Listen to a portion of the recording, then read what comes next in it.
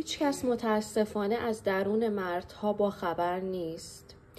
هیچ کس نمیپرسه نگرانیت برای چیه، ناراحتیت برای چیه. همیشه ازشون انتظار داریم محکم باشن، کارهای سخت رو انجام بدن، امنیت رو برای ما برقرار کنن. واقعا سخته. یه لحظه ازش بپرس خوبی؟ خسته ای؟ میخوای یه چایی بریزم و یکم با هم حرف بزنیم؟ یکم بیشتر به فکرش باش. بذار بفهمه لازم نیست همیشه قوی بمونه. من یه چیزی توی برنامه قبلی گفتم که به نظرم این رو روشن میکنه. گفتم قوی بودن داره ما رو میکشه.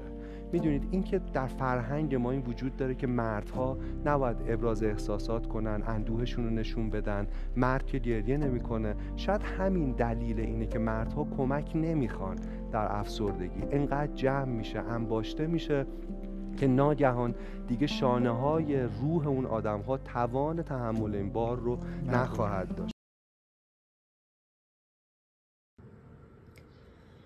هیچ کس متاسفانه از درون مردها با خبر نیست.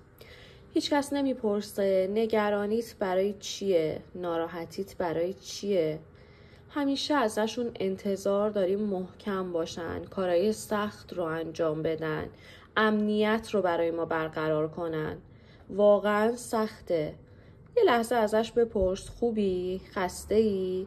میخوای یه چایی بریزم و یکم با هم حرف بزنیم؟ یکم بیشتر به فکرش باش. بذار بفهمه لازم نیست همیشه قوی بمونه. من یه چیزی توی برنامه قبلی گفتم که به نظرم این رو روشن میکنه. گفتم قوی بودن داره ما رو میکشه. میدونید این که در فرهنگ ما این وجود داره که مردها نباید ابراز احساسات کنن، اندوهشون رو نشون بدن. مرد که گریه نمیکنه. شاید همین دلیل اینه که مردها کمک نمیخوان در افسردگی. انقدر جمع میشه، انباشته میشه که ناگهان دیگه شانه های روح اون آدم ها توان تحمل این بار رو نخواهد داشت.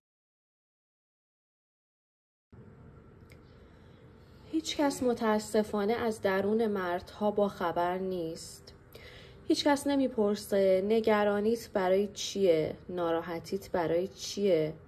همیشه ازشون انتظار داریم محکم باشن، کارهای سخت رو انجام بدن، امنیت رو برای ما برقرار کنن.